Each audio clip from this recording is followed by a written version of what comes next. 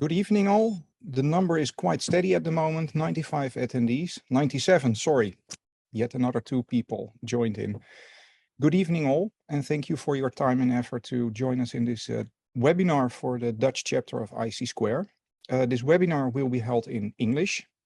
We have 2 speakers tonight, Ayhan Yavuz and Herbert Leenstra. Both I will do an introduction for in a moment. But first, I would like to hand over the microphone to Brenda Langendijk for an introduction of the Dutch chapter. Brenda. Good evening all. Thank you all for joining. I'm very pleased that we have our first webinar of 2023.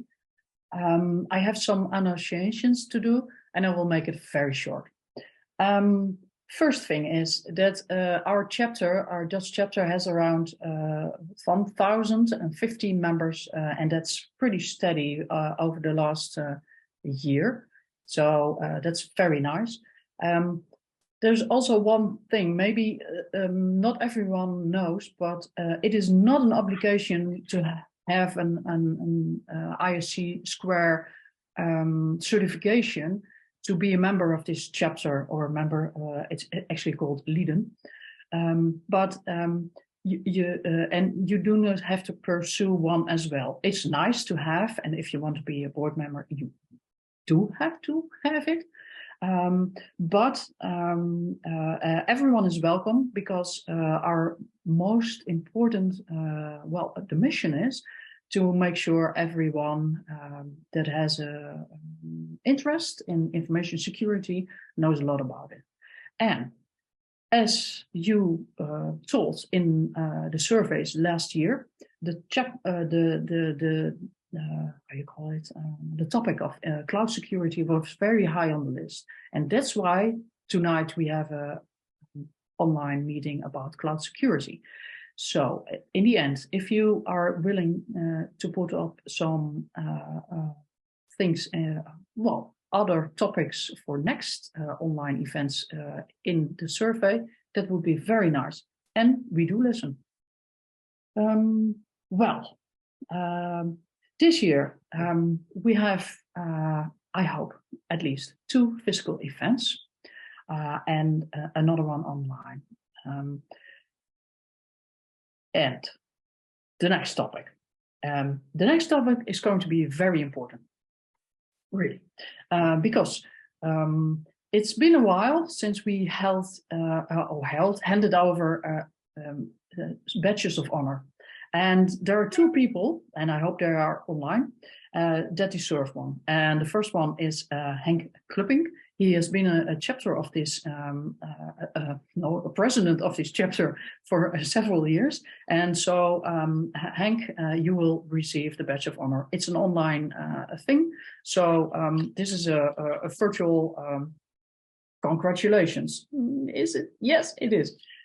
And the second one is Jacques Eding, and he also receives the badge of honor. So Jacques, also congratulations. Both have, how you call it, did a lot of work, voluntary work for this chapter. There are no more topics for me. So I'll hand it over to Bjorn, who will start the introduction of the speakers. Thank you. Yes. Thank you, Brenda. And also from my side, Henk and Jacques, thank you for your input so far. There were a lot of other people in the board at the time who all received something similar.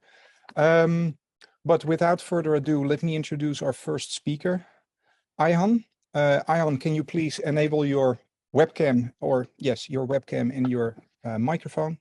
I did. Yes, thank you very much. Well, first of all, can you introduce yourself to the audience, please? Yes, of course. My name is Ayhan Yavuz. I'm an employee at ABN Amro Bank in Amsterdam. Been working there for almost 28 years now. And most of the time I've worked there as an IT auditor. I spent a little bit of time at one of the infrastructure departments. But I've been an IT auditor for almost all my working life, and the last couple of years I've primarily focused on cloud and public cloud systems. Thank you. A little bit of explanation about the webinar. Sorry for going one step back. If you do have questions for either Herbert or Ayhan, can you please use the Q&A? That's the button all the way at the bottom, because then we can keep these questions grouped, and I will use them later on in the Q&A session. Ayhan, you specifically said if there are any questions, please feel free to drop in. Is that still the case, or do you want them at the end of your session? I always prefer to have a very interactive session, but I see that there are more than 100 people participating. I can't see them, so that makes let's say interactive participation a little bit difficult. But if there is a question, then I have to depend on you, Björn. You're the moderator, I guess. I will keep an eye on the Q&A. Very good. I will put on my camera. If you can start sharing your screen and do your presentation, then I will drop in when needed.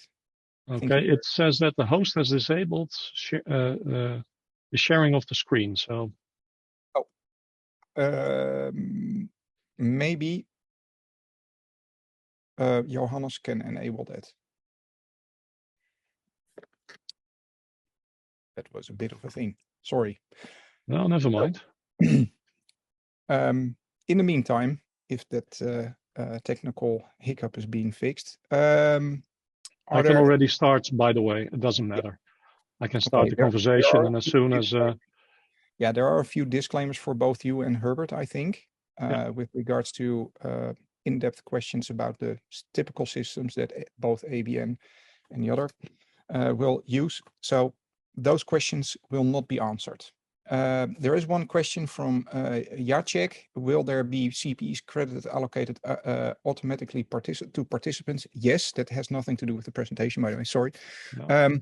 After this webinar, the hours that you spent in this webinar will be tallied up and rounded up to the first whole hour, and that will be added as CPEs to your account. And that will take roughly 2 weeks, because the chapter is a bit slow. No, not the chapter, sorry. The mother organization of ISC Square is a bit slow with allowing us to do these questions. Let me see. Was it already fixed? Yes, it's done. I can share my screen. Cool. Then I'll turn my camera off.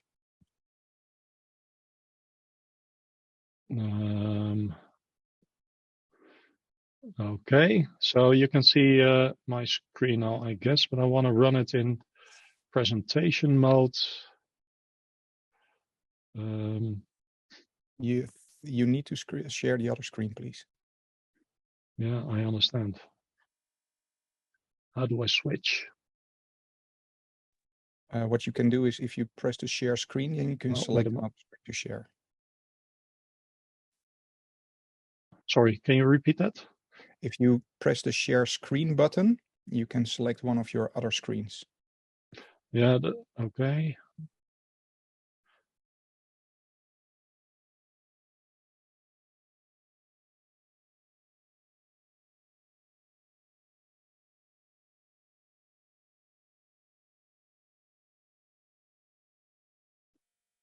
Just bear with me for a moment. I'll reshare the screen because this isn't working out as I wanted it to.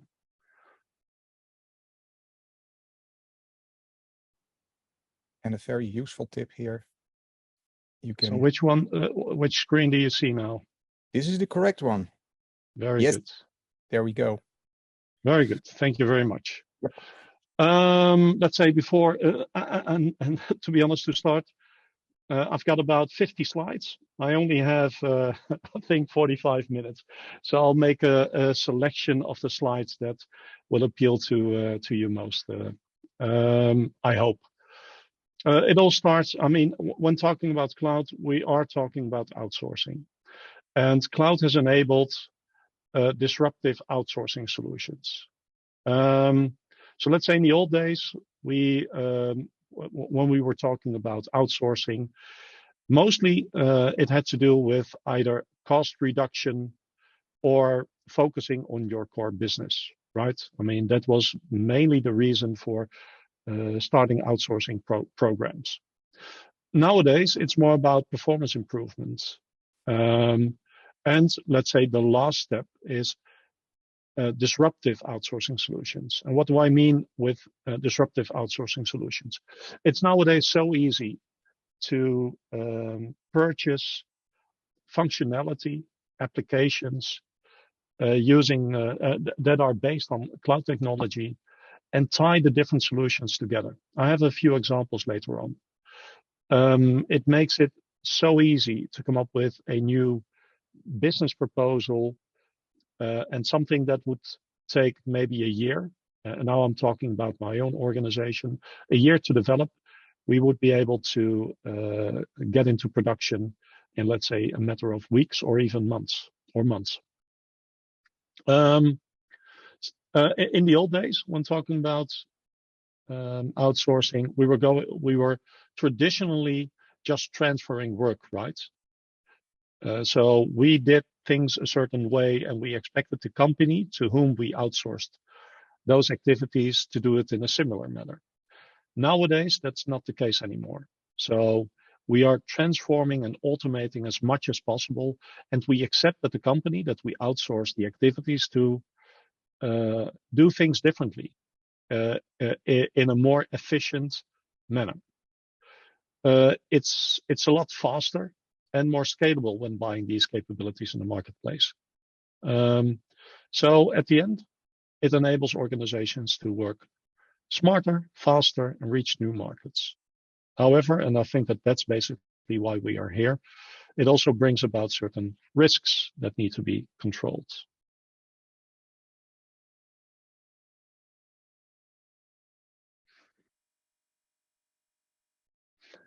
Yeah, this is a page where, and I think it's okay if you read this. I guess the presentation will be shared afterwards. These are some of the differences between traditional and modern outsourcing, and I think that we covered some of them already. I think that the most important thing to keep in mind is that where in the old days with traditional outsourcing, you were able to have a tailor-made solution. Nowadays, when we are talking about clouds or the modern form of outsourcing, that's no longer the case. So everything is standardized as much as possible. Otherwise, it doesn't scale like service providers say. And for many companies, cloud implementations are becoming a matter of survival. Let's say a very nice example of what cloud enabled. Think about what happened during COVID-19. I think that most companies were able to enable, let's say, their workforce working from home in a matter of weeks or months. Something that I doubt would have been possible without the availability of cloud services. And looking at the future, Gartner, and that's the bottom line, expects that public cloud spending will exceed 45% of all enterprise IT spending in a matter of, let's say, 4 years. I'm not quite sure how many people are familiar with cloud computing. I went through the list of attendees. I can see a few people that are quite familiar with the topic. So it's about on-demand delivery of compute power database storage and applications via the internet with pay-as-you-go pricing. I'll skip this. I guess that most people are aware of the difference between on-premises systems, IaaS, PaaS, and SaaS systems. From a control perspective, it is interesting to take a look at, let's say, who is managing what. So from a control perspective, the on-premises side enables the most control within your organization. But as soon as you start moving to the right of this picture, you lose control. And when losing control, it means you have to, let's say, get assurance or manage the risk, the associated risk. So the further you move to the right, the more important third-party risk management becomes. And the more you move to the left, the more you can do yourself and can influence yourself on what is being done. Now, what are the main compliance or what are the main concerns? Well, looking at security and compliance, it's about data compromise or exploitation. Let's say I haven't seen too many examples of this. Vendor lock-in definitely is an issue. For most companies, it will be difficult to go back to on-premise systems, right? I mean, it would require an enormous investment to go back and running your own on-premise systems. So it means that it's not that easy to change vendors. Then one of the other concerns is that you don't have the ability to do your own control and audit activities, at least to a certain extent. I'll get to that later. There is less physical control. You might be concerned about the availability of the services that you procure from the cloud organization. And of course, there are concentration and aggregation risks. I'm not sure whether everybody's familiar with that. The concentration risk is something that is very real at this moment. So looking at, for example, a company like, or let's say a cloud service provider such as Microsoft Azure, within Europe, there are, well, I would like to say dozens, but I think that it's already hundreds of financial services institutions that are already using Microsoft Azure. Also for critical workloads, for regulated workloads. It means that whenever there's an issue with Azure, in Europe, the financial services industry will have a problem. Now, depending on the type of issue that Azure is facing, it might be really serious. So the concentration risk is, let's say, not only relevant per organization, it's also relevant from an industry perspective. This is one of the reasons why in Europe, legislation is being or has already been published. Not quite sure whether everybody has been able to take a look at the Digital Operational Resilience Act. I can advise everybody to take a look at that, the DORA. For example, it urges our regulators to, let's say, take responsibility for major cloud service providers. It means that, for example, the European Central Bank will be the primary contact of companies such as Microsoft Azure or Google or AWS. I think they still need to figure out who is going to do what, because there's more than one regulator. And of course, there's aggregation risks. I've recently seen an example where one of our business units are using a certain business process that has been outsourced, and that business process is using several SaaS applications. But those SaaS applications are delivered by different vendors again. And those vendors are again using different subservice organizations. And then it becomes really difficult to oversee the risk that you as a client is actually running. So it makes it really, and that's what we call the aggregation risk. It's really difficult to grasp the end-to-end process and the risks that you run in that process. So aggregation risks become more and more of an issue. Not necessarily when it comes to cloud computing in general, so using a certain CSP, but in particular when talking about software as a service, SaaS applications. And of course, there's the issue of customer support. Who do you call? What do you do when there's an issue? And especially in the beginning, and now I'm talking about maybe 8 or 9 years ago, there was a lot of fear of regulatory scrutiny. So people are afraid, organizations are afraid of what our regulators are going to think about us running critical workloads in the cloud. Can I ask one question, Ayhan? Yeah, sure. That has come up in the Q&A, and I think this is really tying into what you are explaining right now with the aggregation risk. It's the shared responsibility model that you showed, I think 2 or 3 slides ago, where you have the regular infrastructure all the way from IaaS to PaaS and SaaS. Yes. Does this tie into the aggregation risk that you just mentioned? And how? Well, of course it does. Let's say the example that I mentioned, we are mainly talking about business process outsourcing, right? And in the business process outsourcing, they are using a couple of SaaS applications. And let's say, or the company that we have hired to deliver services to us, business process to us, they are using SaaS services. So we hire primarily one company, and that company is using several SaaS services from different vendors. Now, some of those vendors may be running the SaaS application on AWS or Azure, or they may be running it in their own data centers, of course. It makes it really difficult to oversee the end-to-end process, especially with SaaS, as you have hardly any control over what is happening. So you have to rely more on, let's say, assurance reports as an example, and we'll get to that later. But as you hardly do anything yourself, you are obliged to use third-party risk management processes to get the certainty or the comfort that people are dealing with your data, for example, in a responsible manner. And it becomes more and more difficult the more parties are involved in service delivery. So one of the examples that I've seen pertain to an application that was delivered by SAP, and SAP was using other subservice organizations to deliver actually the SaaS application. And then you have to think about parties such as TCS, and they were using Azure Cloud, they were using Google Cloud.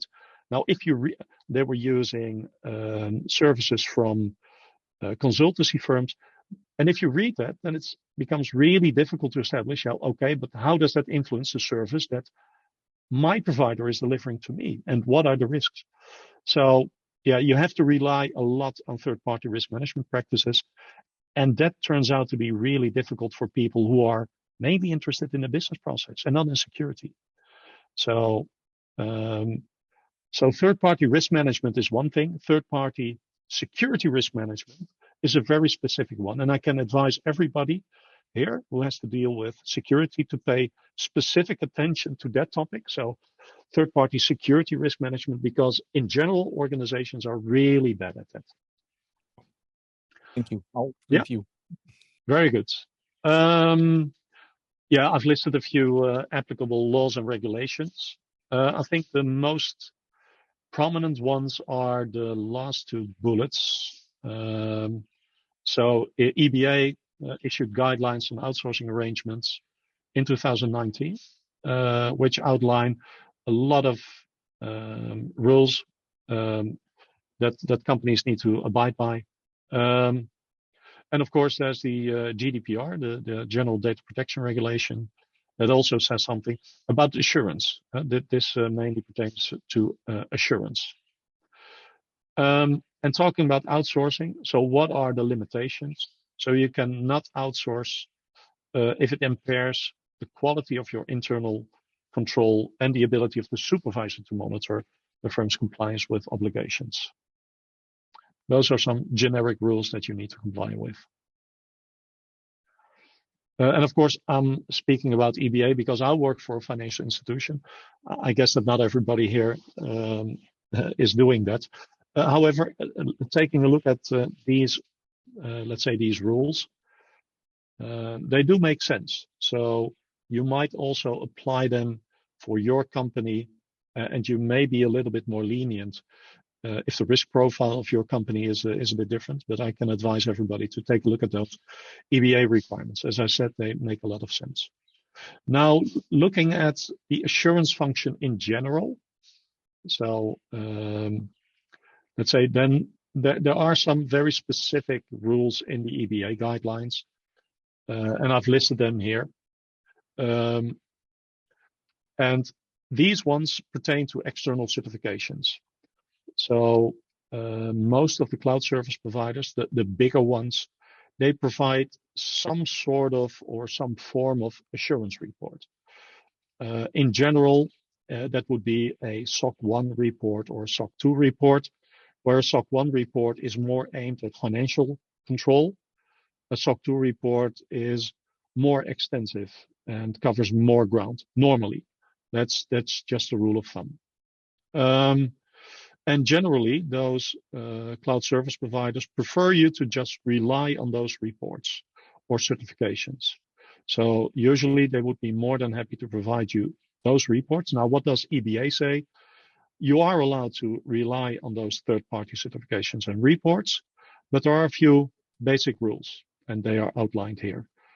To me, some of these do not make that much sense. So let's say I've highlighted some of them in red. So you can rely on a report if you ensure that key systems are covered in future versions. Well, to me, that doesn't make any sense because future versions, we don't know yet about those future versions, right? I mean, we only have what is available at this moment. Anyway, some of these rules do make sense, but are difficult to comply with. So, for example, you have to be satisfied with the aptitude of the certifying or auditing party. Now, that's sometimes difficult to establish. So how do we know whether those people did a good job or whether they are really up to the job? That would mean having to speak with them, taking a look at how they perform their work, looking at their methodology. And in general, those auditing parties are not that happy with that. So, and to be honest, it also doesn't scale, right? I mean, if you're talking about a party such as Microsoft, who may have hundreds of thousands of clients, now if only a fraction is going to want to speak to the external auditor, then they already have their work cut out for them, right? So they wouldn't be too happy with that. Anyway, so these are the basic rules. It does mean that if you want to rely on such a third-party report, you always have to take a look at, does it apply to my process? What does it say about the controls that are relevant for me? And as I said before, this is, let's say, part of third-party risk management. Organizations struggle with it. It's not that easy to go through the SOC report that Microsoft issues. It's about 200, 250 pages, I think. And that's a lot to go through. And it's very specific language that is used. So not always that easy for an organization that is using cloud systems. I think I already covered this, so I'll skip this one. Now, one of the things that that we did a few years ago when we started using cloud at ABN Amro, we had to think long and hard about what kind of framework was available to let's say get the assurance on those cloud service providers. And when I say on the cloud service providers, I'm not expressing myself completely right, because it's not just about the cloud service provider. And you can see that reflected in this framework that we at the end came up with. So when you are deploying a cloud system, then according to us, these are the elements that you should at least consider. It doesn't mean that you always have to audit these different components, but at the very least, you need to consider them. And I'll get to the details for each one of these categories later on. As you see from this model, the cloud service provider and the activities that are performed by the cloud service provider is only one of the items. So to be honest, if you would ask me, so what is the ratio? How much work do you need to spend in your own company looking at the other components versus what you need to do at the cloud service provider? I would say normally that would be maybe 20% or 10 to 20% at the cloud service provider, and the other activities you need to do on your own organization on the other 5 topics that I mentioned here. So, and usually when you start talking about cloud and cloud security, people immediately think about what is happening at the cloud service provider, right? But you can screw up major league when you misconfigure your own cloud environment. And that may be even more important. So that's why I say the majority of the effort should be spent on the upper side of this picture. Ayhan, can I ask one question or 2 questions, please? Yes, sure. Both are about the applicable regulations that you talked about. Yeah. One of them may be a little bit like a crystal ball, but could you outline the upcoming applicable regulations that you were talking about? I think that the one that I spoke about, DORA, the Digital Operational Resilience Act, is the most important one. The text of that regulation was published, I think, in December or January, and now organizations, financial institutions, let's say all companies that regulation applies to, have to comply in 2 years' time. So it will become effective as of January 2025. Okay. It outlines it tries to harmonize a number of regulations that are already there. So you will see rules that apply to third-party risk management, for example, risk management in general. It applies to incident handling, and the name already says so, resilience in general. So I think that's basically the most important one, as it tries to harmonize a number of regulations that are already there. It's about 100 pages. If it applies to your organization, I would definitely go through it. And one of the things that most organizations will have to do in the coming 2 years is initially a gap assessment. So if it does apply to you, what are the gaps with the current practices, and tries to close them as much as possible, or as fast as possible. But what is maybe most interesting in that regulation is that it also outlines the responsibilities for our regulators. And personally, I hope that regulators will step up, because if one thing has become clear is that it is becoming increasingly difficult for companies to get comfort about the services that are delivered by those bigger cloud service providers. I'll get to that later as well, but it's really difficult to get things done for a number of reasons. It would help if, for example, the ECB would really supervise companies such as Microsoft and Amazon Web Services and Google. If they would do that, and they would allow us to rely on the work that they did, then life would be much easier for us. I don't think that will happen, in all honesty, because they find it difficult to organize themselves as well. But it is something that I'm hoping for. And the second question actually quite well ties into that. Are these rules just guidelines, or rather they are laws? For financial institutions, I've mentioned the EBA guidelines on outsourcing arrangements. They are, although the title says guidelines, they are the rules that the ECB will audit organizations against. So it says, although it says, and they're not laws, right? I mean, but they are the rules of the game that the ECB will use to verify whether or not we are compliant with those. So I think that for financial institutions, they are more or less the law, although not in a formal manner. One just popped in. Also consider the new EU data sovereignty legislation like DMA, DSA, Data Act, IA Act, etc. And I think, in all honesty, NIS2 will also have some influence here. But NIS2, definitely NIS2. Yeah, the other ones I'm not familiar with all of them. Luckily, I'm not a legal representative, so. I think we can spend more than 45 minutes on that subject. Yeah, especially if you have somebody from legal here. Yeah. Okay. I'll move on. So this is the let's say the generic framework that we are currently using to ensure that we at least cover the most important parts when talking about public cloud implementations. Now, I'll go over each one of these very briefly. Because I think that we are already 25 minutes in, and we have about 20 minutes left. So the first item, the cloud service provider, or you might even say that we are talking about third-party risk management. So what do you need to do? There are basically three things. So one, in your own organization, there will need to be a control function. Let's say in the retained organization, there must be somebody who is responsible for the relationship and the services that are delivered by the cloud service provider. And one of the things you need to do is to assess to what extent they are managing that relationship and to what extent they can provide you with some comfort that that is done in a suitable manner. So that is one. Two, you can take a look at, and I mentioned them before, at those assurance reports and those certifications.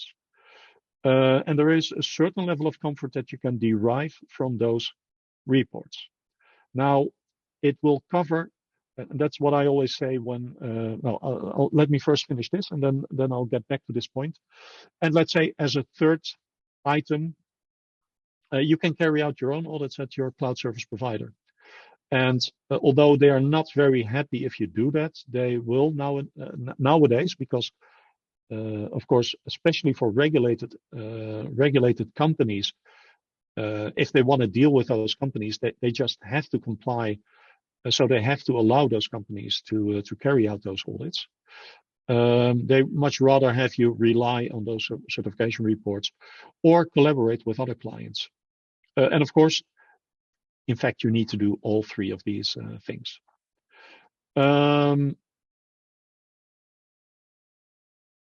Yeah, going back to item number 2, let's say the available assurance reports and certifications. I said before that in general, I'll bring it differently. What happens when we initially told Microsoft that we wanted to carry out an audit with them is that they immediately said, well, we have all these external reports. Why don't you just rely on those? Shouldn't that be enough?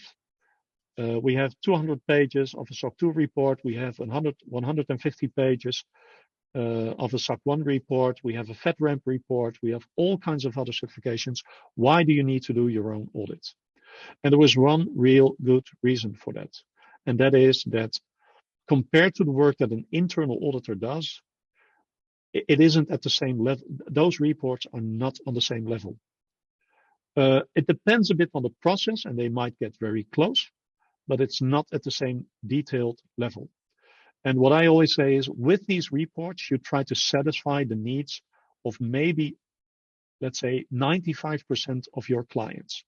And for 95% of those clients, it will be sufficient. For the 5% that have very high standards, and in the financial services industry, that's definitely the case, those reports will not suffice. So item number 3, carrying out the own audits is necessary, especially when talking about, let's say, critical or important functions, as the EBA guidelines call them. Component number 2 are the infrastructure managed services. So on top of using the services that the cloud service provider makes available, means that you will have to do some things that are generic for your entire company or that apply to all cloud usage in your company.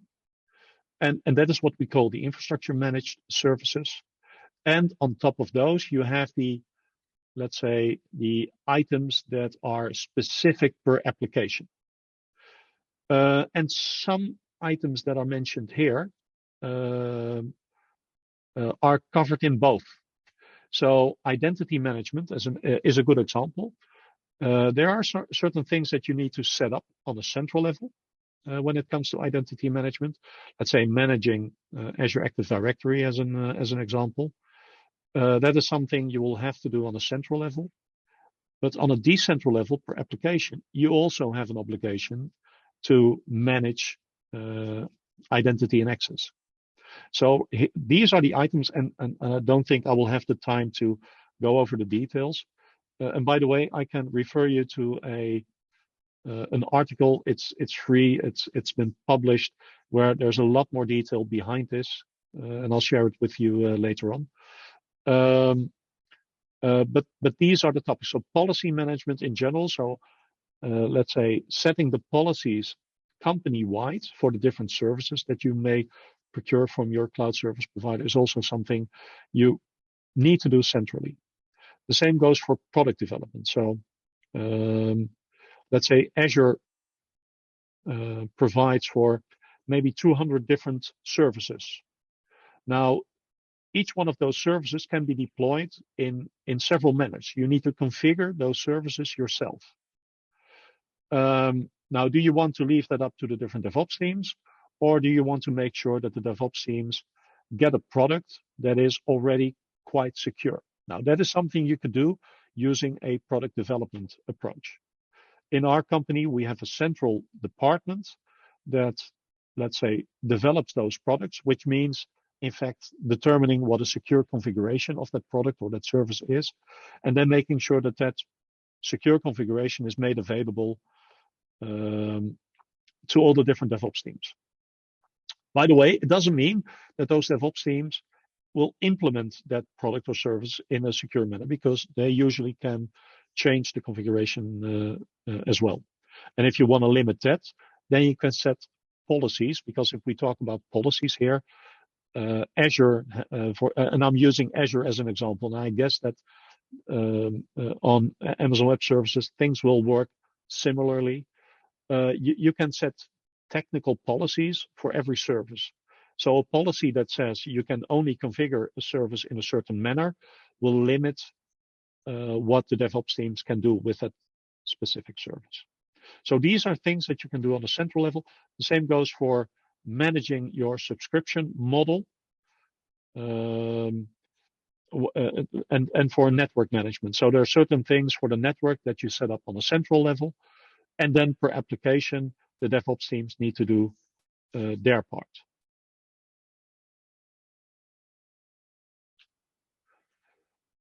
As I said, Azure provides for more than 200 services. And looking at the bottom side of this page, so each and every DevOps team needs to pay specific attention to these topics when deploying an application. We already covered some of these items, right? I mean, network configuration management, identity and access management, etc. A very peculiar one is BCPDR. I've met people who think that if they run a workload in the cloud, then everything has been arranged. You don't need to do anything to ensure that your application keeps running when there is an incident in a certain data center. Well, that's not the case, and and we are trying to get that across the different application teams that are active in our organization. You need to set up BCPDR for your application specifically. It does depend, by the way, whether you are using primarily IaaS services or PaaS services, because for IaaS services, it's like you still are configuring your own infrastructure in your own data center. It means that you will have to make sure that if you're using compute, for example, that a virtual machine is not deployed only in one data center, but it's also deployed in a second data center or in a second availability zone. When you're using PaaS services, much of that work is catered for by Microsoft. So they make sure that the service is active in not one, not two, but usually 3 different data centers spread across the different availability zones. And by the way, it doesn't mean that everything is always perfect when it comes to PaaS services. One of the things that we found out when initially dealing with Microsoft is that many of the data centers, Microsoft always tells us that they have many data centers and several availability zones in this region, in the region of Amsterdam. However, what they sometimes forget to tell you is that many of those data centers are really closely located. So I think that they have 3 data centers, maybe at a distance of a few hundred meters. So it is important to inform yourself or have yourself informed on the specifics when designing your BCPDR solutions. So the next part of this stack are the processes. Now, the processes are not that difficult to grasp. Many of the service management and development processes are not that different from the situation when you're running your own on-premise systems. However, there's a few items that you really do need to pay attention to. One is, let's say, your service asset configuration management system. So your, and I'm making a mistake here. It's your configuration management database. So your CMDB. And then especially since you will have, most companies will still have some on-premise systems, and they will have systems that are running in the cloud. So how do you integrate the two in one CMDB? That is something that is quite complex, that can be complex. Microsoft, for example, does offer some solutions for that, but it will be something to specifically pay attention to. As a second point, when talking about those processes, usually going to the cloud and working agile or working DevOps go hand in hand. I don't know that many companies that are working DevOps and that are not running in the cloud, or that are having their workloads run in the cloud and are not working DevOps. And as soon as you start talking about DevOps, then the question comes up. So how much autonomy do you give those DevOps teams?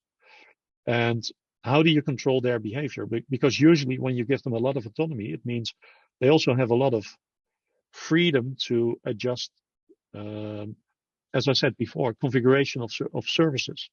And it might endanger the security of your entire cloud environment. So that's something to really pay attention to. And how do you make sure that they maintain the right balance between run and change processes? Many DevOps teams start out as dev teams that become responsible for the operations part as well. But it does often mean that those dev teams have more emphasis or put more emphasis on the change agenda instead of the run agenda, with all consequences, right? It could mean that patches are not deployed, that vulnerabilities remain active, that lifecycle management issues occur. So it's really important to take a look at, so how is it ensured that the right balance is struck between run and change? And another important topic, again, it's directly related to working DevOps, segregation of duties. So we all know I hope, the theory that you need to have segregation of duties between development, test, and production environments. And in the old days, it was real easy because those activities were done by different people in different environments. Talking about DevOps, that's no longer the case. At least let's say the environments might still be different, but it will be the same team that is responsible for all three activities. Now, there are ways to gain more control, but in the DevOps model, and let's say also taking a look at the technical possibilities to limit let's say the options that DevOps team members have, this is a real bottleneck. So this is really something, especially for financial institutions, to take a look at. Policies and standards is the next topic. I don't want to pay too much attention to that. Of course, you need to take a look at whether you need specific policies for what is allowed in the cloud and what not. It could be a cloud-specific policy, but you could also have a very generic one that outlines the requirements that are also applicable to cloud. But this is quite straightforward. And the last part is also quite straightforward, but it's also one of the items that often goes wrong. Going to the cloud shouldn't be an objective in itself. So it should fulfill a certain purpose or fit with the strategy of the organization. So what do we aim to achieve? So it needs to be aligned with that. So is that the case for the organization that we are talking about? There might be a platform strategy. So what does it look like? Are we aiming for one public cloud platform? Do we integrate it in our, let's say, platform strategy where we also have on-premise systems?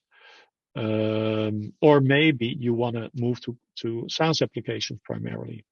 So taking a look at how public cloud fits in the generic IT strategy or the platform strategy is one of the things you really need to do. As I said, there will be specific objectives for going to the cloud. Now, you also need to have a management control system to see whether you're actually reaching those objectives. So that's another element that you need to take a look at. And at the end, you always need to have an exit plan. That's a requirement that is also mentioned in the EBA guidelines. Having an exit plan is the answer to the question, how do you manage the concentration risk? This is more or less the only thing that you can do. If you have a lot of workloads running on a certain, with a certain vendor, then making sure that you have a good exit plan that you also test now and then is a good idea. Now, in theory, that sounds very nice. In practice, it will be very, very difficult, especially as soon as, because cloud service providers will try to get you to use PaaS services as much as possible. As soon as you start doing that, it will become more difficult. It might be very beneficial for your business in the short run. In the long run, it will usually make executing an exit plan much more difficult. I have about 5 minutes left. Yeah. Before we continue, Ayhan, there are two questions. Some of them are related to, or one of them is related to a slide that you had earlier. How can you practically audit a giant CSP like AWS or Microsoft or Google, or do you rely on their audits and actually for their audits? For financial institutions, you are not really, for critical functions, you are not really allowed to only rely on the work that is done by them. So you have to do something yourself. Okay. And how do you do that? Well, it's an illusion. And let's forget about the rest of the presentation. Let's talk about this.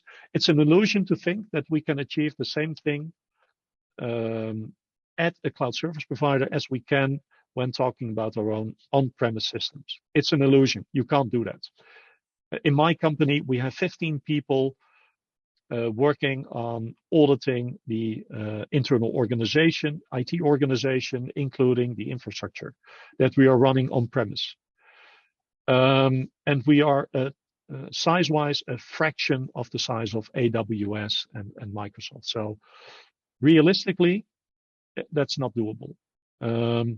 We have tried to audit them together with a number, and that's the slide here talks about the CCAG, the Collaborative Cloud Audit Group. We have tried to organize a collaborative cloud audit together with a number of institutions from Germany and Italy primarily, and a couple of Dutch financial institutions. So we organized ourselves.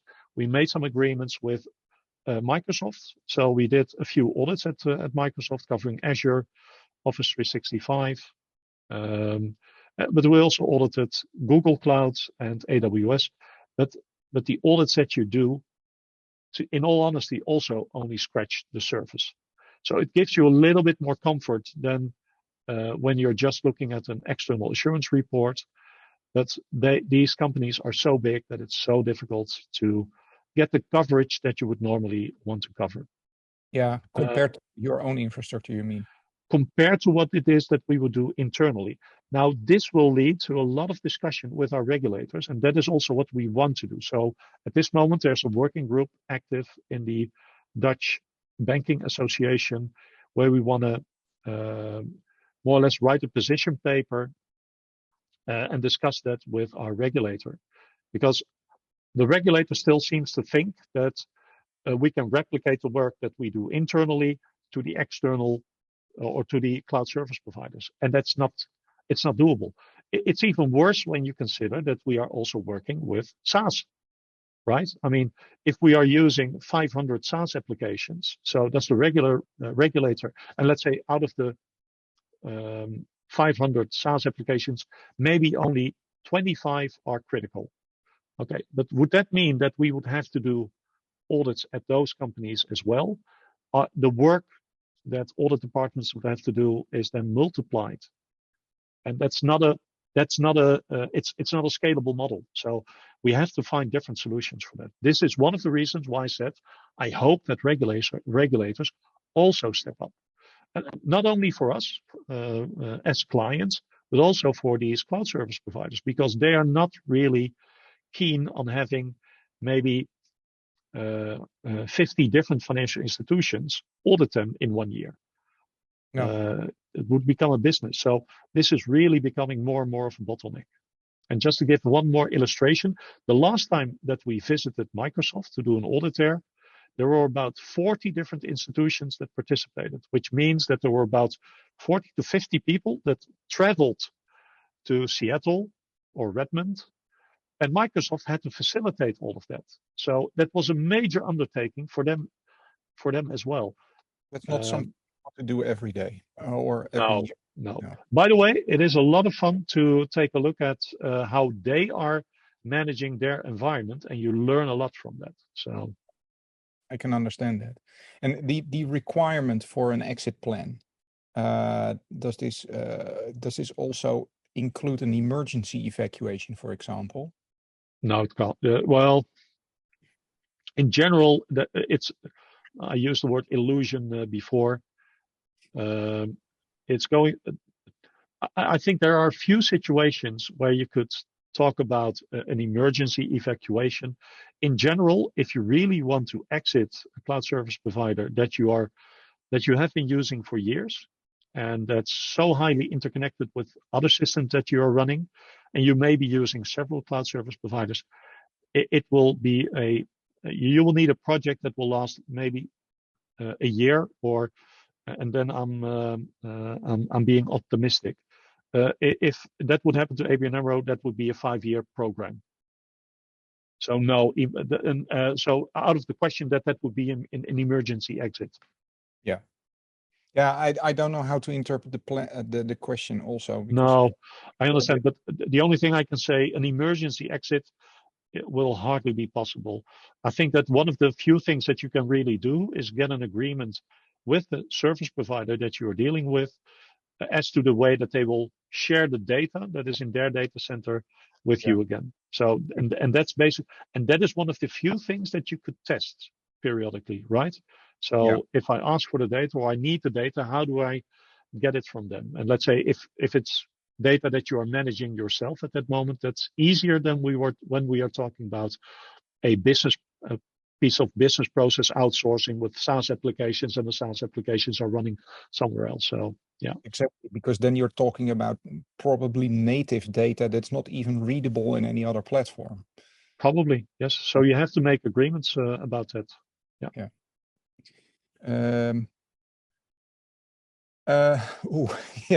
This is not actually a question, it's more like a remark. The conclusion of this presentation is that CSPs have become banks, and that's a scary fact. They haven't become banks, but they are let's say integrated in the way we support our businesses in such a manner. There's so much reliance on those companies, and I think that will only grow in the coming years. That might be scary for some people. Yes, I agree there, which is also one of the reasons why we firmly believe that our regulators also need to step up. Yeah. Well, an example, and that's just from my personal experience, that is the banking apps used to offer you on your mobile phone payment options in the app itself, and then directly contacted the bank to do the payment. And right now, a couple of these apps are actually relying on the iOS or the Google equivalent of your wallet and actually tie it through there. So all of a sudden, I rely on my platform of the mobile application or the mobile OS to do the payment. And I have no relationship with that OS. I have the relationship with the bank. That's actually the same thing. You're relying on a third party in this case. Yeah, I think that the banks will usually see it differently, because they will have done, and of course they are not good at communicating, let's say, the process that they have followed to enable this service to you. But they usually have a process that they follow to ensure that you as a customer are not running unacceptable risk, because we understand very well that if anything goes wrong, you will turn to us and not to Google or Microsoft, right? I mean, you are our client. So that's basically it. Looking at the time, Ayhan, do you want to finish your presentation? Then I can take over. Yeah, of course, I guess that the presentation will be shared. I've got a lot more slides behind this, so I'll clean it up a little bit, share it with you, Björn, and you can make it available to the people. And I would like to thank you for the opportunity to speak about this. Yes, and thank you for your time, Ayhan. That brings me to our next speaker of the night, Herbert. I don't want to pronounce it in English because Herbert, well, I don't know. Herbert, can you please enable camera and microphone, and please introduce yourself and what you are going to present about tonight? Yep, done. My name is Herbert Leenstra. I'm the enterprise architect on security with Rabobank. I will share my screen. This is the one. I think Ayhan, okay. Sorry. Voilà. Is it all good, Sam? Yes, thank you. Great. Okay, glad to be here. Presentation of today is going to be about demystifying your threat actors and cloud security. So let's walk the tight security rope as we do, and it's going to be a very interesting time sharing this information with you. So anyway, first of all, we have a disclaimer. I am obliged to share that with you, and that means that in no any way possible, Rabobank can be bound by the outcome of this presentation. The meaning of the presenter is not necessarily in line with the Rabobank as presented. And even so, it's not a buying or a selling advice, nor a presentation on the security implementation within your organization or to the security measures to be taken. This is in Dutch, but especially for you also in English. And I have to make this disclaimer before we start, so please take notice. Let's start setting the scene. First of all, we're going to very slightly touch the security problems, and then demystifying the hacker, and then ending up with all kinds of cloud security issues. So it's going to be fun. Looking forward to it, and talk to you right now. Do we have a security problem?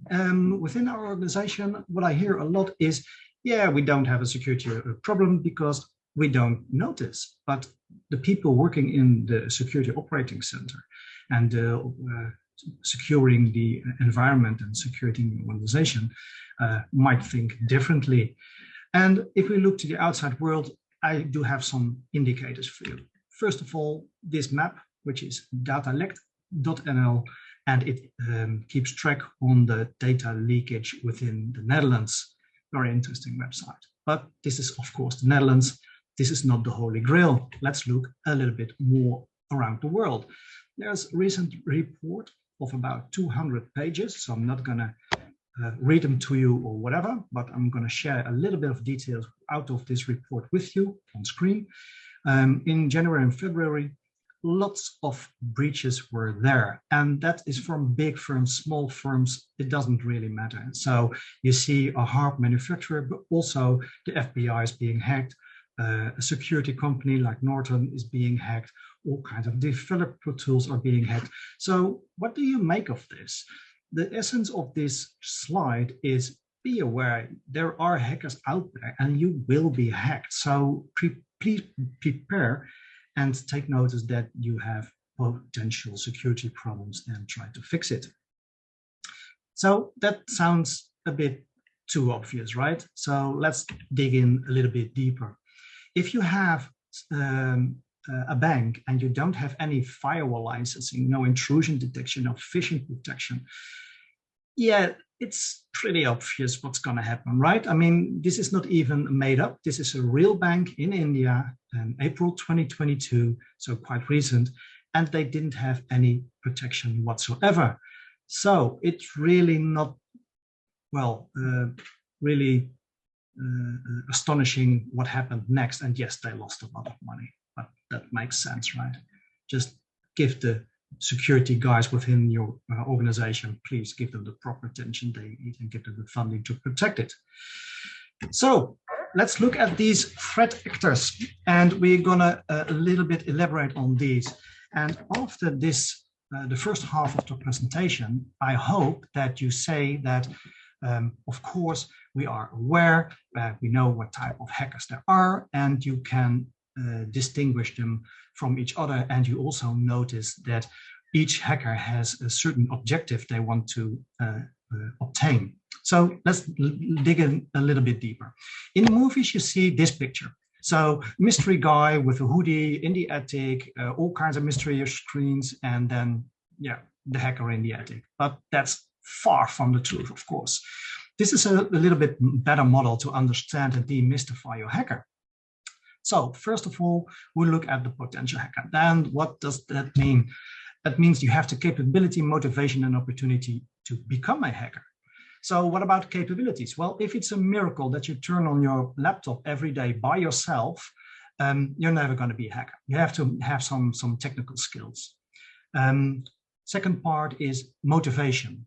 So if you do have the curiousness within your person to explore technical details, like as a child, did you go to the light switch and wondered what would happen if you put it exactly between on and off? Well, the answer is, because I did as a child, the answer is you get blue sparks and the light begin to flicker and your mom get mad and whatsoever. But that indicates that you have the technical curiosity to potentially become a hacker. And an opportunity, what does it mean? Like if a system is offline and you cannot reach it offline, it cannot be hacked online, but it still can be hacked when you get a physical access. And thinking of the cloud, so the cloud service provider has a certain way of treating all these fantastic boxes. If they can access it physically, they still can breach the security of that box. So this is something to remember. So the CSPs are the good guys, definitely, but still remember that they are able physically to break it and hack it and enter it. So enough on that. A little bit digging in deeper. So there are 9 different types of threat actors, or hackers as they are called. And we compare them on several items. For instance, knowledge, perseverance, willingness to financially invest, and the typical organizations that they attack. So we have the script kiddie. So it's all a little bit easy. So if you find a script, run it against the organization, and if they find a way in, they're lucky, but they're not that clever. So there are a lot of them, but they're not that smart. What's a recreational hacker? Some people play the violin, go to soccer practice or whatever, and some people just like to hack. So it's very recreational, not really malicious intent, but more curiosity. Let's put it that way. Then you have the white hat hacker. So what's that? That is your ethical hacker out in the wild, hacking left and right, all out of curiosity, but still with the intention to do good, to make the organizations they hack being aware. So if you are a smart organization, you have a responsible disclosure policy. So what is that? If a hacker hacks your organization and they do the responsible way according as described within the responsible disclosure policy, the organization promises not to go to court and not to go to sue the hacker and put him in jail. But if he follows a few simple guidelines as described in the responsible disclosure policy, then he will not be prosecuted. So what about the white hat hacker? You have to treat him right, because you have to create them credits for intelligent hacks and stuff like that, because if you don't treat them right, they tend to get to the black hat. And a black hat is just an ordinary criminal. He is in it for the money, making a business case, how hard it is, how much gain they can take from your organization. And if the balance is positive, they will definitely hack you. So be aware.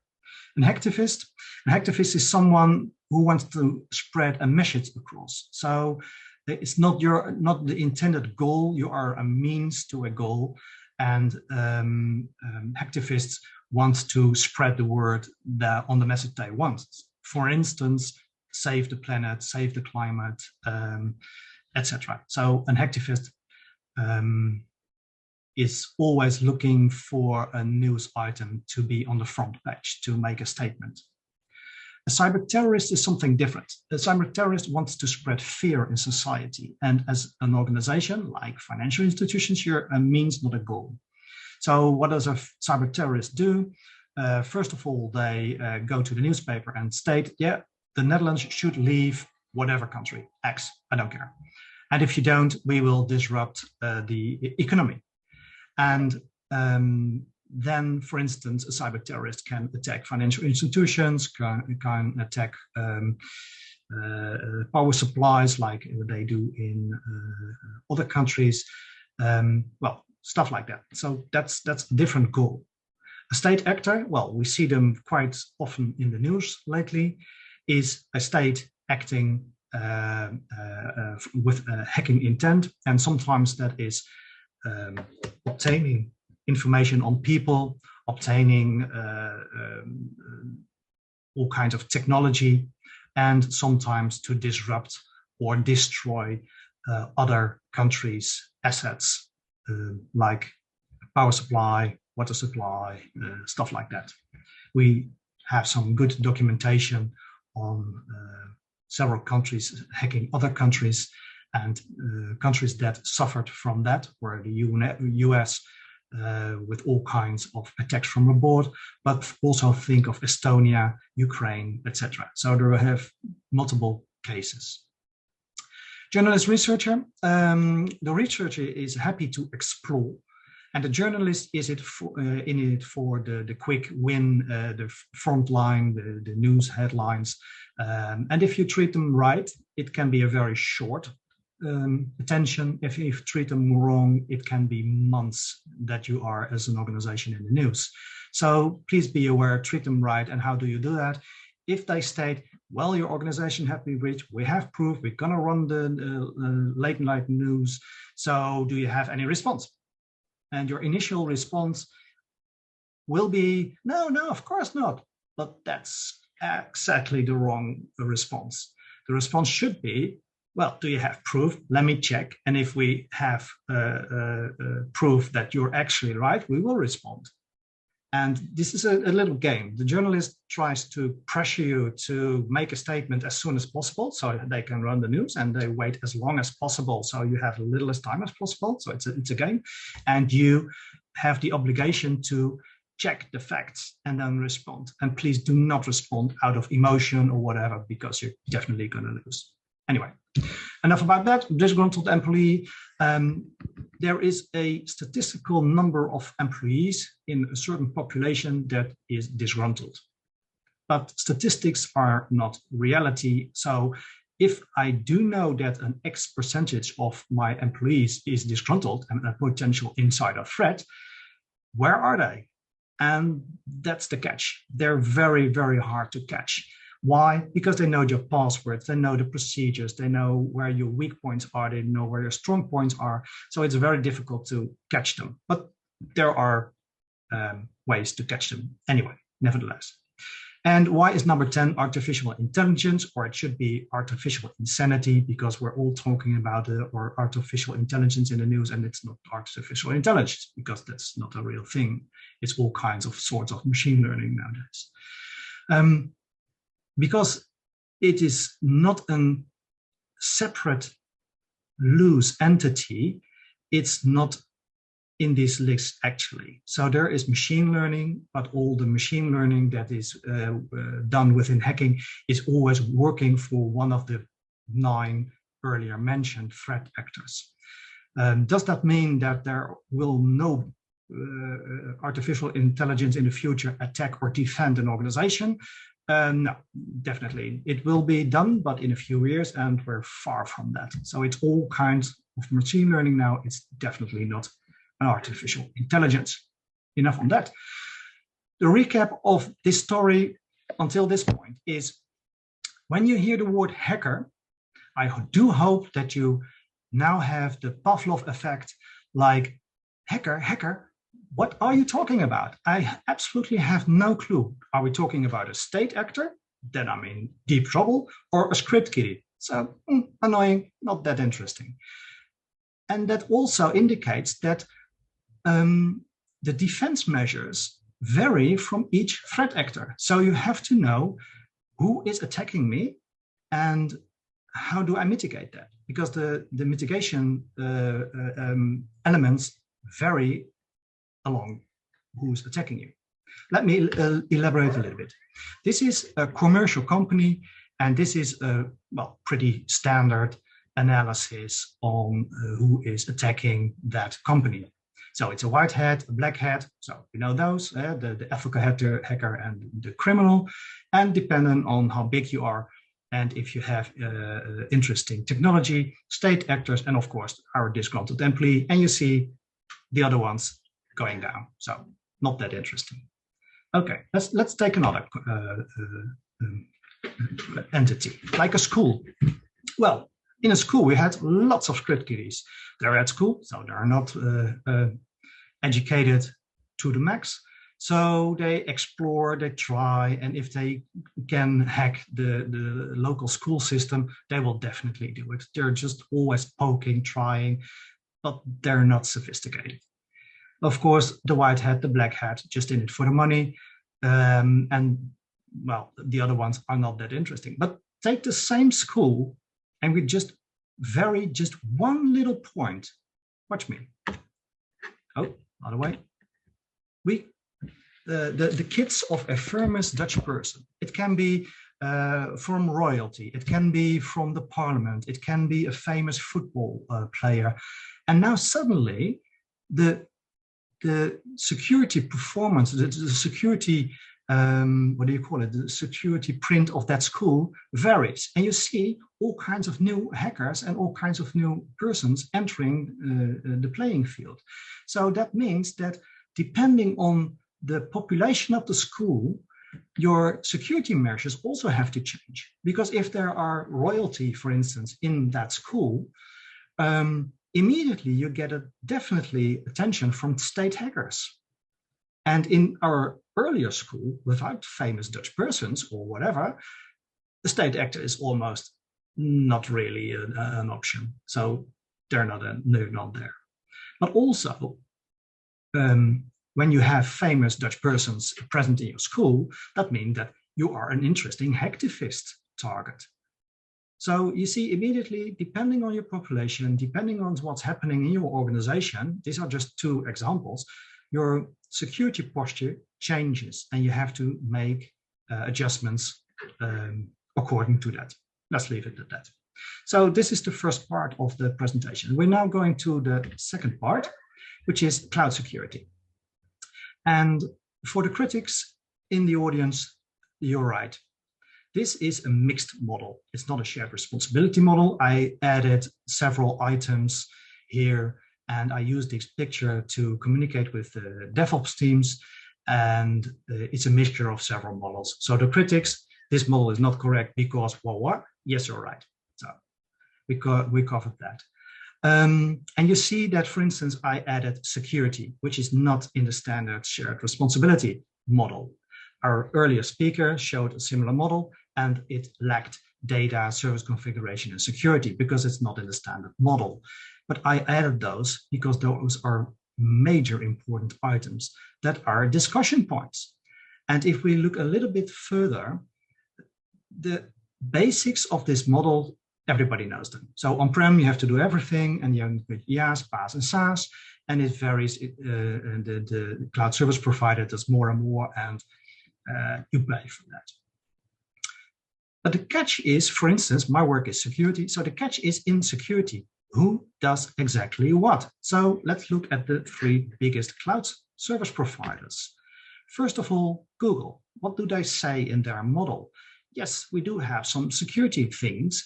Web app security, well, you see that slowly going from IaaS, PaaS, SaaS to, in the last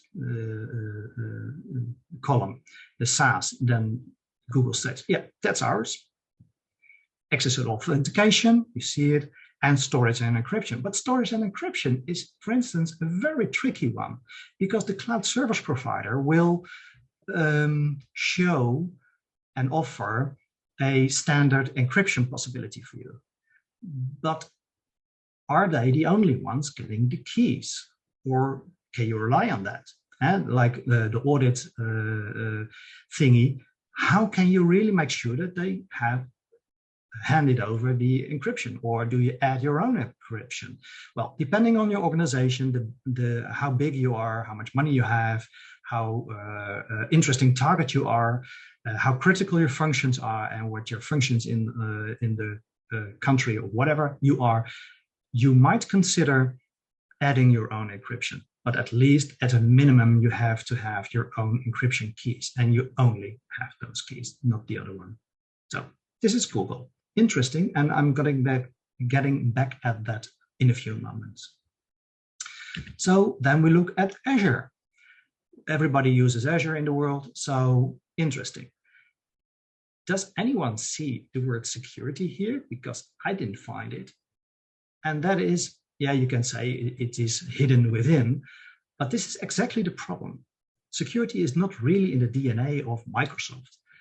This is not my invention. Like I said, this is my opinion based on all kinds of reports. And of course, I am definitely probably insulting the Azure fans or the Google fans or the AWS fans. But I'm trying to give you some facts, and then you have to make up whatever you make up with that and do your thing. But what I see when I look at the Azure Shared Responsibility Model, there's no security mentioned. And that's worrying from my part. So let's look at AWS. Yes, they do mention security, like you can see.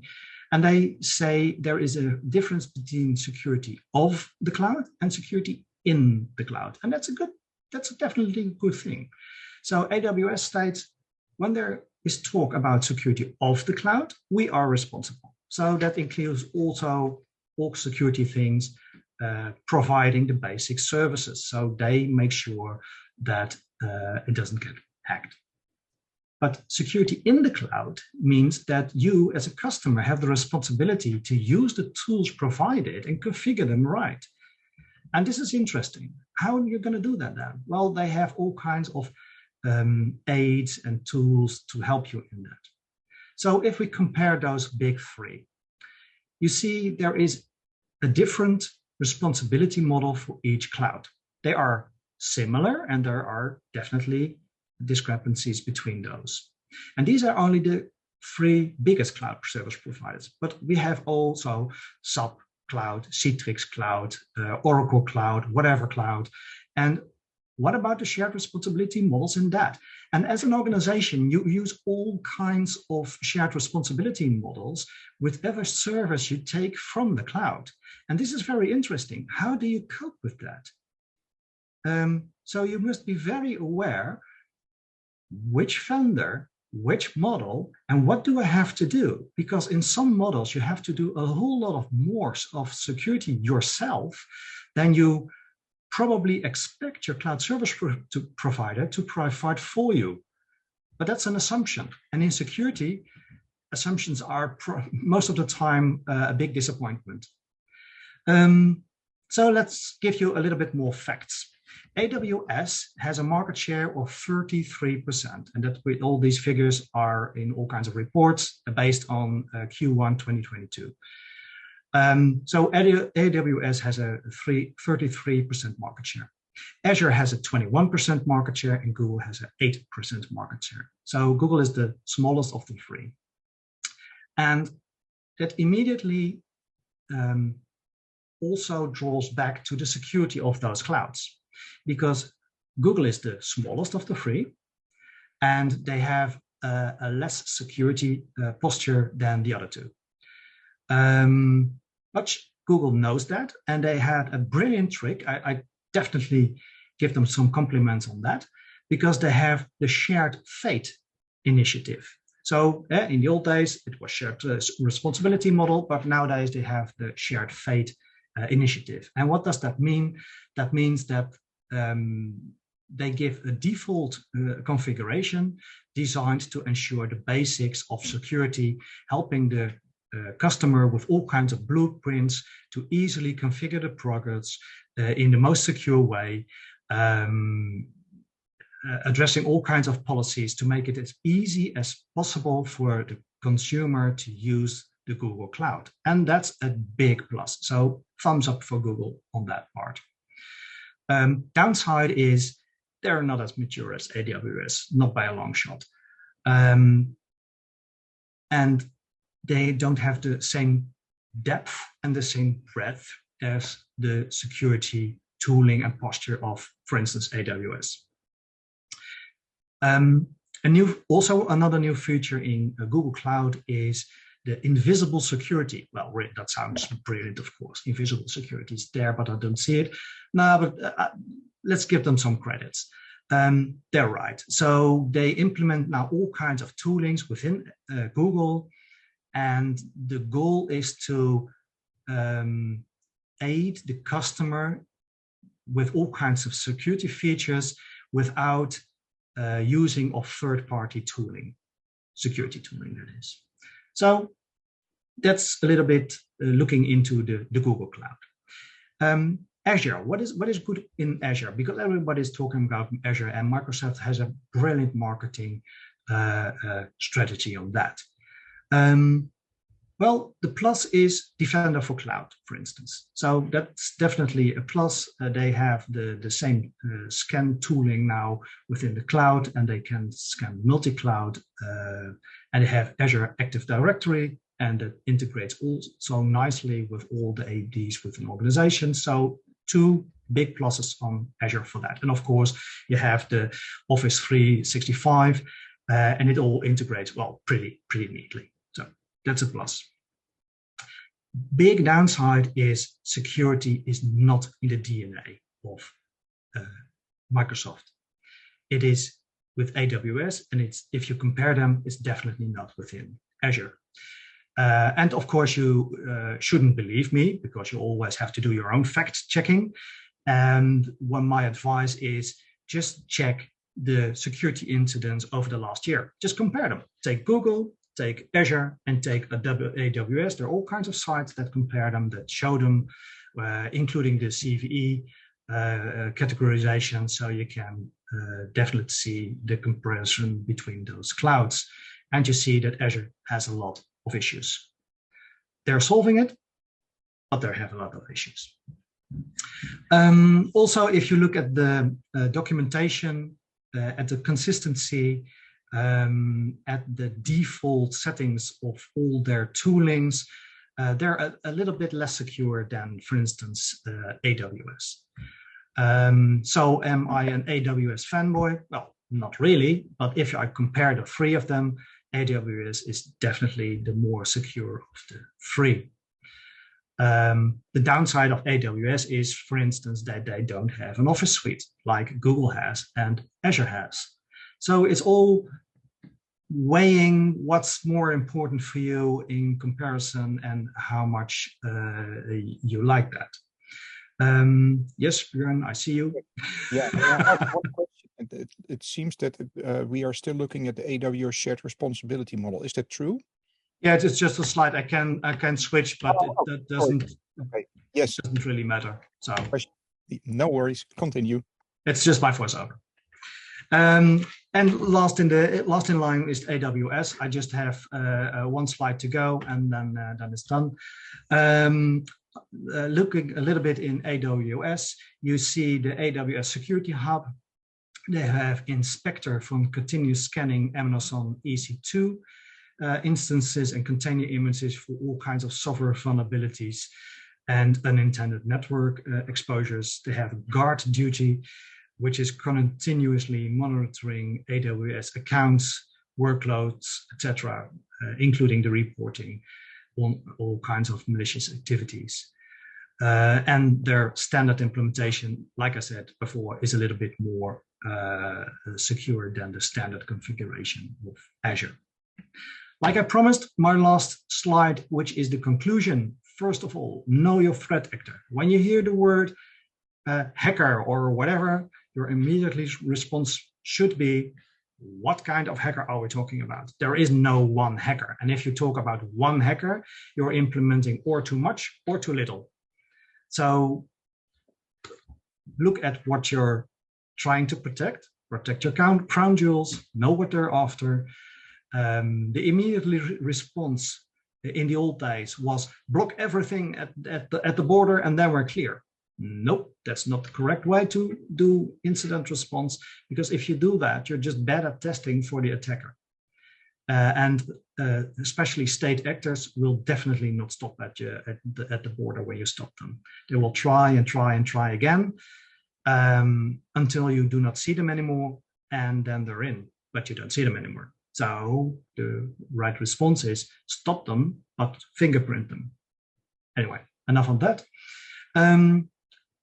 Whatever cloud you choose, and like I said in the beginning, in the disclaimer, I do not give an advice. Make up your own facts. Look into each vendor, look into the clouds, and compare them. What is right for your organization? Most of the time, the security elements are there. You just have to configure them and configure them right. And is that easy? It definitely is not. We're trying to get it as easy as much we can for you, but it will need knowledge and experience to do it correctly. And remember, if you do lift and shift, just going from on-prem to the cloud will show you what you did wrong on-prem. So please do not ever lift and shift all your solutions to the cloud, because you're definitely going to be sorry if you do that. Is IaaS a good solution? It is if you want a quick fix, but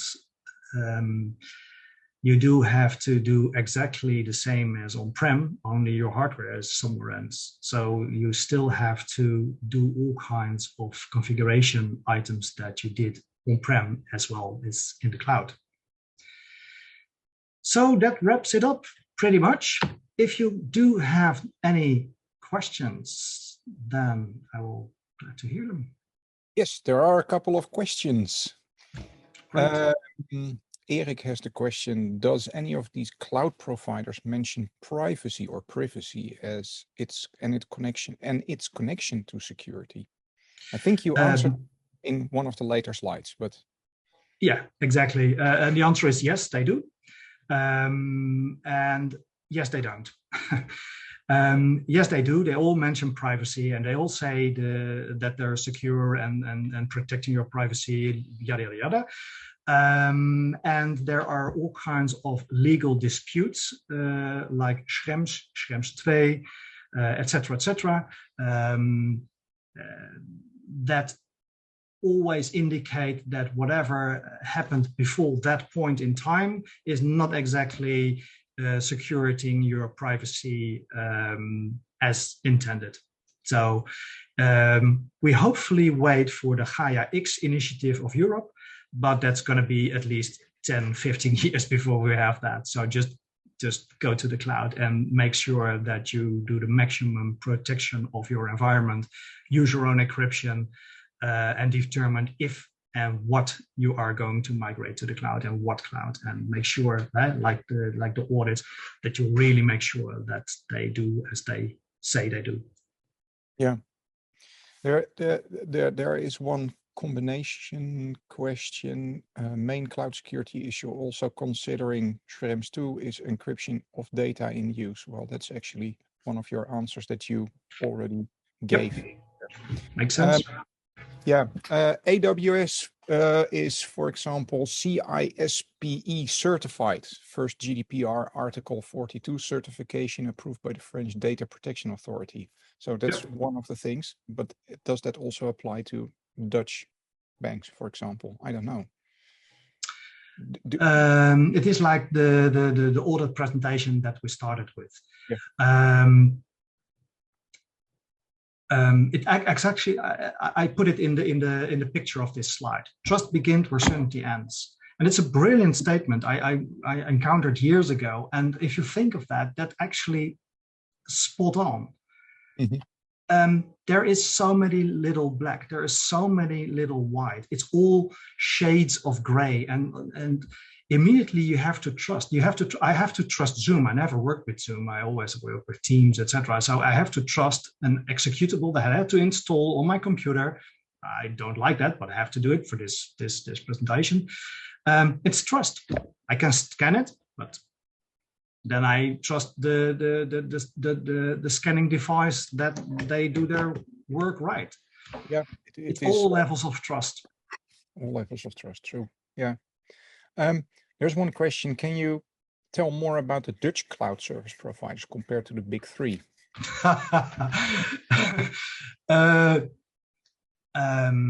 Yeah, they do have a reputation. They're not that big, but well, that's nothing new. You know that already.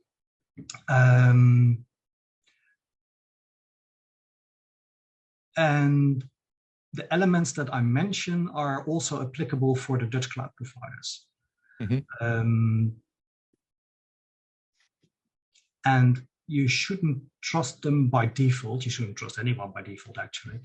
Mm-hmm. But you always have to trust and verify. So never trust but verify. So audit, get the certifications, ask the right questions, start with the exit plan. So that was a very good advice. It's very difficult, sorry. But it's very important that you get an exit strategy when you bind your crown jewels to an external vendor. And also make sure that you have a very good insight in the supply chain of that vendor. So sometimes there are all kinds of third parties behind that vendor that are working for that vendor. And including GDPR, you have to know who they are and that they're also compliant within the GDPR, because end of the day, you are responsible. You are getting the fine from the regulator. It's your head in the headlines of the newspaper. Yeah. So ask, check, double check, and never take anything for granted. Well, there could be one big advantage, since it is a Dutch cloud service provider. They are closer to home, and probably if they are 100% Dutch, and they have their data centers in the Netherlands, it is easier to audit them. But that's where it probably ends. Well, yes and no. Because, for instance, why don't we like the American cloud providers? Like I stated, the big three is, for instance, the Patriot Act and the Cloud Act, and the fact that the US can call in the Patriot Act. They are not allowed to say that they have a request from the US government to give them data, and they have to oblige anyway. But that also is the same case if there is a daughter of that organization within the US. But it also applies if you have Americans working in your data center. So, well, it goes really far. And if you know that, then it's almost impossible to state, yeah, it's Dutch, so it's trusted. It's not. It's so damn complicated to get it right. So make sure that you do your utmost best to ask, and never trust but verify. Yeah. Whatever they say, check it. True. There was one. Let me see if I can see the question in there. You say there's not one hacker, but you put a hacker in a kind of group. But what groups? And isn't it that the hacker are continuously changing in hacker groups? So how to keep track of those groups? That's an interesting question. For one organization, it's almost impossible to track every hacking group in the world. And going to the cloud means that your security boundary is huge. I mean, anyone in the world can attack you. On-prem, it's a whole lot harder. You have to go to that site and break in. But going to the cloud, that means that your yeah, your exposure is immediately huge. This is why I stated whether you did wrong on-prem, you will definitely see in the cloud because your exposure is so much bigger. So it's almost impossible to track every hacking group. And yes, they sometimes change a little bit, but they're not changing really that much. There are no such thing as script kiddie rogue groups going after nuclear power plants or something. That just doesn't exist. So there are targeted attacks by state actors or plain criminals or white hats, and they are very distinct and they're not really overlapping. Although, and that this is a good point being made by the person who asked that question, if a black hat is going for an organization and he is blocked, he doesn't get any further on a certain point, does that mean he stops? No, he doesn't. I mean, he takes his own information, put it on the dark web, and said, well, I want to sell it. This is how far I got. This is the amount of money I want for it. And someone else can proceed with the data that I obtained or the foothold that I made, but I'm not smart enough to get any further. So what do you want? And for instance, then the black hat started and a state actor can buy it and proceed. So those combinations are definitely possible. So this is a good point from the person who asked that. Yes, that is possible. And this is why I say you have to fingerprint them, because if the same attacker started as a black hat, he has a certain method that I can see. And if a state actor then buys that stuff and then a month later proceeds, but with all kinds of different toolings, all kinds of different procedures, I know it's someone else. I see where he ends, and I see that someone else took over. So this is why I stated you have to fingerprint them. Yeah, I understand that. And in all honesty, they want to learn. And I think, like what practically everyone wants, if I can't succeed, I want to try it another time, but maybe with measures. So, yeah. I think it is in their DNA to actually say, I want to get in and get the data. Yeah. And it varies. So a state actor will not stop at the first blockade. And a black hat will just make a business case. If it's hard, then just go for another target. If it's too easy or too lucrative to hack you, they will proceed. It's all a question of business case. Yes, true. I see 3 more questions. What is your opinion on legislation such as the Cloud Act in relation to privacy legislation in the Netherlands or EU? The government still seems to be afraid to migrate to the big 3 American parties. It's partly answered already. And legislation always lags behind of technology and economy waves, let's put it that way. And it's a good thing that legislation lags behind, because that means that it's stable and you know what you can expect from the legislator. If the legislation changes every week, you will be absolutely bonkers and you do not follow the rules because you don't have a clue what they are. So it's a good thing that legislation is lagging behind. But trusting the cloud providers, like I stated before, I would be very careful with that. So if it is possible to get a European cloud or a dependence or a Schrems 2, whatever thing in Europe, especially for Europeans, that's a good thing. Yeah. And I never expected the GDPR to be described and implemented, because I thought, well, if Europeans do something with privacy, it's going to be 30 years, and in the end, we still do not agree, and there's going to be a rubbish document that.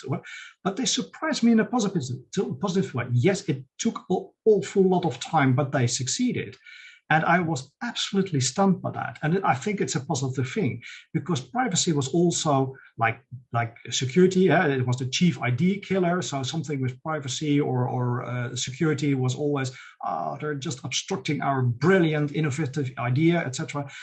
But since the GDPR and the huge amount of fines, privacy is first within decades on top of mind, because the fines are huge, and the people on the top of the company are responsible, and that's not a pleasant experience for them. And that means that from top down they state it is important, because otherwise it will be my head, and that cannot be the conclusion of this discussion. So do something about it, and that's a good thing. And you see a little bit more within Europe, also on the security part, that we go a little bit that way. And I think it's a positive thing, although we should be aware that it should not be overreaching. So do not overreach with privacy, do not overreach with security, always within boundaries, within logic, within reason. But that's tricky, of course. It's a pendulum. Well, and in all honesty, if we look back to the session that we had last time, it was about NIS2. We had someone from the Digital Trust Center in the session, and someone from we still call them Agentschap Telecom. They have a different name now, but they both said we need to come up with rules and guidelines and laws that apply to the small organization and the large organization, the private person and the business owner. So it is quite difficult to come up with something that will apply to all. So this is also the reason why it lags a little bit. So I see here, so Dutch digital service providers and managed service providers are also in scope. I think with regards to banks, I don't know. Yeah, I don't know if that applies to the bank question, but Maria, can you add that? Really don't get the question, actually. I mean, it is not specifically banks. It is all big organizations have a huge vendor landscape and use all kinds of toolings, and that is very challenging. And this is why I state, check your vendor, get to really know each other, try to partner, not like I buy a service and then we're done, but check what is behind it, because sometimes all kinds of free tools of open source or whatever have all kinds of nitty-gritty details in their licensing. So it's good enough for a person or a small business, but if you are a big organization, then suddenly the license doesn't apply and you get all kinds of claims. And this is with open source, but it is also with all kinds of other vendors or toolings, or I cannot share it with you, but I have some very interesting experience with that. So yeah, trust me on this, trust me. So trust me with certain ends, but yeah, check your vendor and ask. And if you don't understand, don't think you're stupid or you're dumb. If you don't understand, just ask the question. Sometimes we're way too polite and are refusing to answer, to ask the question, because you think, yeah, but that makes sense, right? Never, ever assume anything. In security, it's never assume. And no, I do not have an aluminum head and see it crying in a corner, stating that the world will end, etc., etc. But yeah, you should have never, ever assume. When your sentence starts with, yes, I assumed that, that's the beginning of a bridge. Yeah. Okay. Regarding vendor lockout risks, is there something like a cloud escrow service? That's a good one. It's actually also something that ties into Ayhan's presentation. I've never heard of a cloud escrow service on AWS, Azure, or whatever. So big. Does it exist? I don't know. No, I really don't know. I do know that it's for all kinds of vendors with all kinds of software. There are escrow services, and yes, of course, we use that. But I don't actually know for cloud. No, I've never heard of it. I don't know. Interesting question. Looking into it. Yeah. I'm very curious, actually. I see a business model coming up. Yeah, that's for sure. Yeah. Well, there are of course notary services that go as far as actually, well, offering something like escrow, but I don't know to what scale that actually is. But I mean, I'm not seeing the picture in my mind. AWS escrow service for all their cloud services. I just don't see it.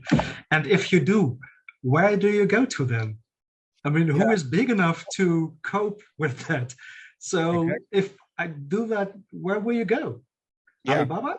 They escrow for Azure, but no, we are on a slippery slope here. Anyway, interesting. Yeah. Let me see. Nice question. I'm going to look into that. Just this mental note to self. Yeah. Well, to be fair, I don't see any. Oh, hold on. There's one coming in. Erik, Dutch government must tender every few years, given the difficulty of moving your data off a server. How useful is this procurement requirement? Wow. If you are entirely stuck in one of the big clouds, the answer is not really, because if you then decide after 4 years you're going to move to another cloud, you're going from Azure to AWS or the other way, or you're going to Google or I don't care what, Alibaba cloud, it's going to be so immense costly. It's actually not doable, because if you then move and you're done, you have the next tender for the next 4 years already coming up. So it's a good thing that you think about it, but it might be a little bit challenging to do it every 4 years.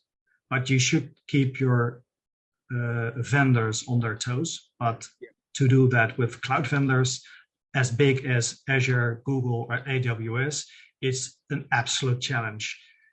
Because if you look even to the Dutch government, how big they are compared to the footprint of Alibaba, Google, Azure, etc., they are so small. So what's the reality? Yeah, really, actually. Well, one of the last questions I think that is popping in right now is also from Jacek. In view of both presentations, and I think also this ties into the one that we had before, should CSPs not be treated as critical infrastructure? And this is actually what's going to happen with NIS too. Absolutely. Yeah. Absolutely spot on. They should, because they have an enormous amount of power, leverage. I mean, think of the use case that. Let's imagine that there is a president and he has a certain state of mind, and he said, well, Europe is not doing what I want. Let's kill the cloud for a day just to make a statement. What's going to happen? I mean, I'm sorry, but Europe will be dead in the water. I mean, it will have repercussions, of course, because higher cloud will immediately be flying high, and the millions will be pouring into that initiative. And in the end, well, we have another cloud provider. But that is an interesting case. And people who state that it will never happen, too big to fail, etc. I do hope so, but history is proving you wrong, because if it's possible, people tend to do it. So yeah, definitely. Yeah. Do I expect it in the upcoming years? The answer is no. So please rest assured, go to the American clouds. No worries. I'm not going to ditch them whatsoever. So it's absolutely safe and good to go. But it's an interesting mind twist to think about these kind of scenarios. It's part of my work, so I do that. So rest assured, if you're just an average company, just choose your cloud wisely and just go. Sounds like a quote from Star Wars, choose wisely. Yeah. Anyway. Red pill or blue pill, what do you want? Oh, yeah. That's also a good one. Well, thank you from my side on behalf of all the audience here. Still 111 people attending, although the numbers are dropping a little bit. I guess that's also because we are nearing the 9 o'clock moment. Herbert, thank you very much for your input. Ayhan, thank you for your input. I hereby would like to thank all the whole audience for listening in. With regards to the CPEs, I have to make a remark that right now, where was it? CPEs are going on 15-minute levels. So, and it will be added to your points in ISC Square. So, and if you are from a different chapter or from a different certification and you still need your hours to count for something, just let us know.